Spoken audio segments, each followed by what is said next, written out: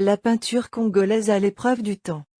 L'indépendance du Congo, en 1960, a des effets sur l'œuvre des pionniers de la peinture congolaise. Cependant, avant la pénétration coloniale à la fin du XIXe siècle, les sociétés traditionnelles pratiquent avec bonheur le graphisme comme mode d'expression, au demeurant utilitaire.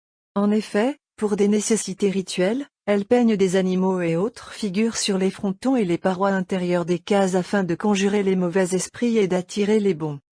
La peinture, en tant que telle, est arrivée vers les années 1940. Les Européens qui débarquent au Congo apportent avec eux une autre approche picturale et de nouvelles techniques. Plusieurs jeunes Congolais tombent sous le charme de ce nouveau mode d'expression.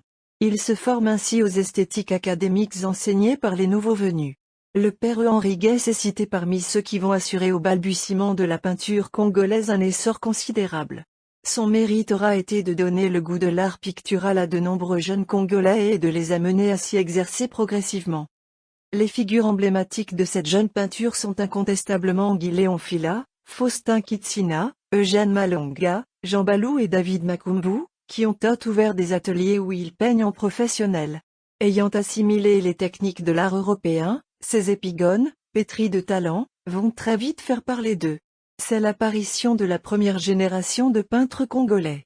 Elle va s'approprier l'académisme européen qui, d'ailleurs, se répand très rapidement dans tout le Congo. Il faudra attendre une décennie pour voir ce style artistique remis en cause par Pierre Lot, un ancien résistant français de la Deuxième Guerre mondiale. En 1948, Pierre Lot arrive à Brazzaville, alors simultanément capitale de l'Afrique équatoriale française, EIF, et capitale de la France libre. À Brazzaville, Lot parcourt les ateliers d'artistes, mais trouve ceux-ci trop occidentalisés. Il juge leurs œuvres sans originalité, trop exotiques et dépourvues de sensibilité africaine, pour ainsi dire éloignées de l'expression authentique de l'homme noir. Dépité par le manque d'imagination des peintres qu'il a visités, il se tourne vers les jeunes Congolais plus ou moins analphabètes et donc supposés moins corrompus par la civilisation moderne. En réalité, il est impressionné, dès son arrivée à Brazzaville, par la beauté et l'authenticité de la création africaine, par la richesse des œuvres artistiques des autochtones, particulièrement la beauté des masques, des tissus en raffia, des nattes et des peintures sur les parois des cases.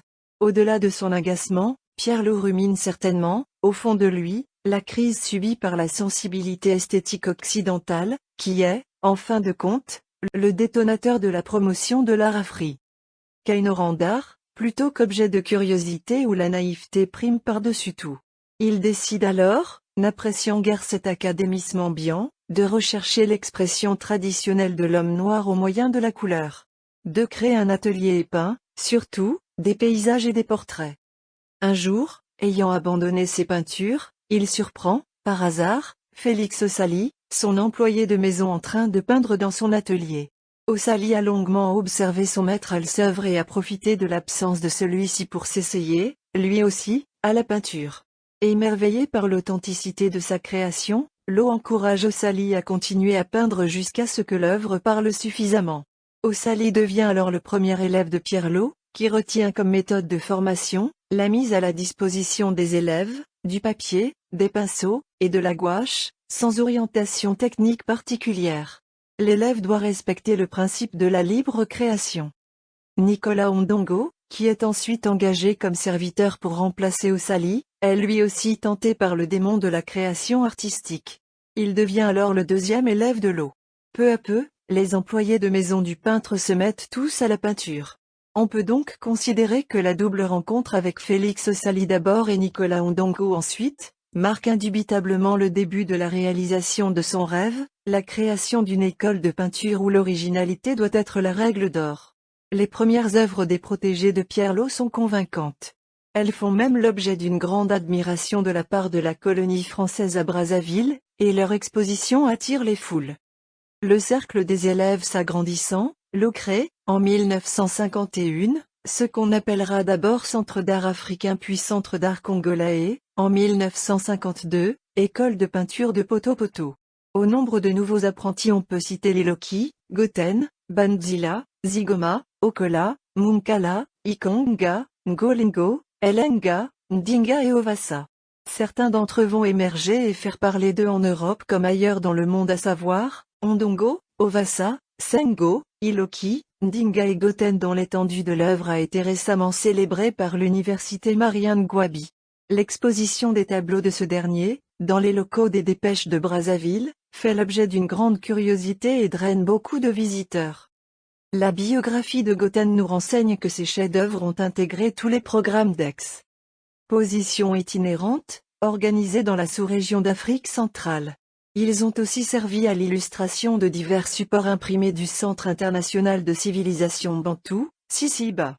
Il s'agit de couvertures de catalogues, d'affiches et autres objets. L'exigence technique, le choix des thèmes et la composition des toiles en Goten la reconnaissance du CICIBA qui lui a attribué un grand prix de l'anthropologique polychromie. Des plateaux. Ce qui ne que confirmer l'immense talent de ce plasticien hors norme.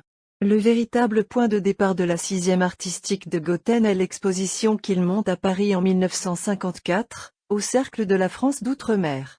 Depuis lors, Goten récolte prix et distinctions à travers le monde.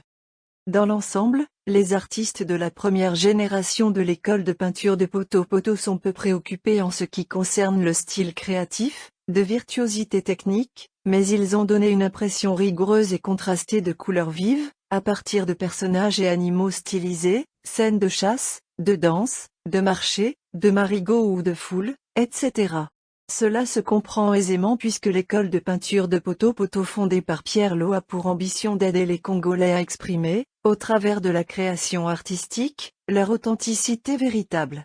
Elle entend rompre avec l'académisme occidental, seul mode d'expression connu alors de l'élite congolaise. Elle va vite marquer de son empreinte le paysage pictural congolais, voire mondial en y imposant son style. Et elle fera parler d'elle. La peinture congolaise voguera ainsi entre deux courants picturaux, diamétralement opposés, l'académisme occidental et la stylisation introduite par l'école de peinture de Poto-Poto. Ces courants vont dominer toute la création artistique congolaise, jusqu'à la proclamation de l'indépendance. À la levée de la tutelle coloniale, la plupart des jeunes peintres sont déjà assez mûrs pour exprimer, chacun à sa manière, l'authenticité de son talent. Ils se mettent tout naturellement à l'œuvre, rivalisant d'ardeur pour traduire, au plus vite, l'effervescence politique que vit le Congo.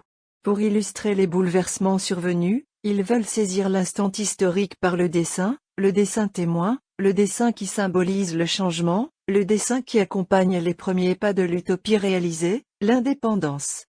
L'abondance du torrent pictural qui en a résulté, témoigne de l'irrésistible envie de ces jeunes de graver dans la mémoire collective des Congolais les traumatismes causés par la colonisation. Certains d'entre eux vont jusqu'à sacrifier l'art à l'exaltation du patriotisme. Cette tendance patriotique a eu ses chantres. Émile Mokoko et Michel Ngo en sont les deux figures emblématiques. Partout, la représentation de la liberté se vit au quotidien, sur les murs d'établissements scolaires ou d'édifices publics, sur les toiles d'artistes connus ou anonymes, à l'école de peinture de Poto-Poto, dans les ateliers de grands maîtres du pinceau. À travers le pays, se lisent, fixés sur divers supports murs, toiles, contreplaqués, papier, etc., les allégories de l'indépendance conquise. La révolution qui éclate en 1963, change, à peu près, le cours de l'histoire du Congo et, sans doute, les artistes avec elle. Pour la suivre, les peintres trouvent des nouvelles formes d'inspiration et d'expression. Ils se font, pour la plupart, les chroniqueurs des temps présents en développant une peinture militante ayant la liberté pour thème central. Le témoignage pictural le plus éclatant de cette période demeure la fresque dressée non loin de l'immeuble de Yark. Ici, André Ombala, Jean Itoua, Émile Mokoko et Michel Ngo donnent la mesure de leur art en réussissant l'exploit de raconter dans une fresque par ailleurs riche de couleurs, les épisodes les plus marquants de l'histoire du Congo, l'esclavage, la colonisation et l'indépendance. Les peintres congolais jouent un rôle économique indéniable pendant cette période. Les dessins qui servent de motifs de pagne fabriqués par les deux usines de textile, Sotexco et Impreco, sont, le plus souvent, leur œuvre. Il en est de même des timbres postes. Les décorations picturales de plusieurs salles publiques telles que celle du Palais du Parlement ou du Palais du Peuple, sont faites par les peintres congolais. À ce jour, l'école de peinture de Poto-Poto abrite une collection de toiles très diversifiée dont la plus originale reste sans conteste les Mickey. Ouvre majeur de Félix Ossali, les Mickey est un terme dialectal désignant les myriades de petits guerriers nègres aux membres graciles et étirés.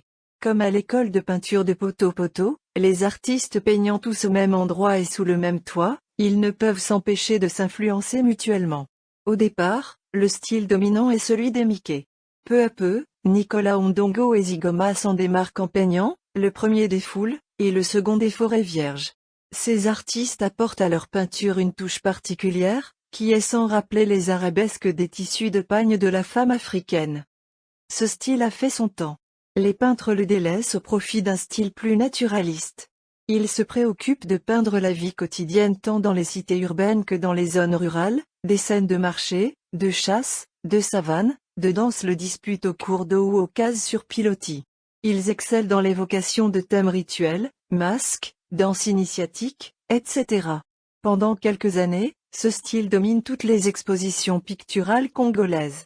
Cette génération d'artistes, la deuxième, entourée de quelques jeunes en formation, est composée de Mbaki, Pierre Clavé Gampio, Bella, Sita, Bouila, Totolo, Kumu, Wema, Sylvestre Mangouanza, Gerlimpo, Raël Bara, Adam Opou, Jacques Yoki, Joseph Dimi, Aris Dioulou, René Bakulemba, Thierry Bongwa-Langa, Mayoulou, Galissami, Crispin et Ombala. Les guerres successives que le Congo connaît dans les années 1990 acculent les peintres dénuants. Accablés par ces guerres, certains artistes n'hésitent pas, faute de peinture, à utiliser des pigments naturels comme l'argile et le charbon et créent ainsi une technique particulière, le sabléisme. Les troisième et quatrième générations d'artistes apporteront à la peinture congolaise leur touche d'originalité en enrichissant la tradition créée par les anciens. Ils se frayent leur propre chemin entre les deux courants picturaux, à savoir, l'académisme occidental et l'école de peinture de Poto-Poto. L'originalité, c'est aussi l'apparition de la peinture féminine autour des années 1990. Combien sont-elles réellement? Une dizaine tout au plus, avec des figures marquantes telles Laurentine Gampika, première femme congolaise peintre formée à l'école de peinture de Poto-Poto suivie de Bernardina Luna, Annie Munzota, Florence Mbilampassi, Reine Claire Combo, Laetitia Maungu et Bill Kowelani. Toutes ces femmes, aux itinéraires variables, impressionnent par leur esprit de créativité. Elles ont toutes réussi à exposer en Afrique et en Europe. Certaines d'entre elles continuent à scruter de nouveaux horizons tout en affinant leurs techniques respectives. À côté des deux courants susmentionnés, plusieurs peintres indépendants tentent de tracer leur voie dans cet espace saturé. Dans l'ensemble, ils se distinguent par leur style multidirectionnel, souvent très personnel et original. Onanga Dzesi par exemple, excelle dans les allégories de danse, en disposant des femmes flamboyantes au milieu des deux la scène. Gastino Massamba, quant à lui, tourne son pinceau vers une modernité universelle, créative, parfois mystique. Eliezer Ndinga baigne dans la peinture depuis son enfance. Son père Hilarion Ndinga, ancien de l'école de Poto-Poto, est en effet l'un des virtuoses de l'art pictural congolais. Peintre talentueux, Eliezer Ndinga puise son inspiration dans les civilisations anciennes et dans la culture téké. D'où la place qu'il réserve dans ses tableaux aux masques et aux tatouages téké. Ses toiles sont caractéristiques d'un aspect volontairement vieilli, comme pour mettre en avant l'impact du temps sur les êtres vivants. Sa palette est généralement dominée par le rouge, symbole sacré des téké, l'ocre et l'orange. Le noir et blanc viennent en appoint pour nuancer les reliefs. Eliezer travaille sur les supports variés comme les cordes, les peaux de serpent et les papiers mâchés. Ses thèmes de prédilection sont l'amour, la fécondité et la puissance. La peinture congolaise recèle d'ineffables plasticiens aussi talentueux les uns que les autres, Mongo Etsion, Ibara Amour, Jonas Boboma, et Ehud Makumbu qui a été formé dans l'atelier de son père. Tout compte fait, la peinture congolaise a connu au fil des années, des cheminements et expressions variées. Son répertoire fort diversifié a nourri plusieurs imaginaires au gré des événements. Aujourd'hui encore, elle demeure la plus fabuleuse des fiertés que le Congo ait en partage. Valentin Oko.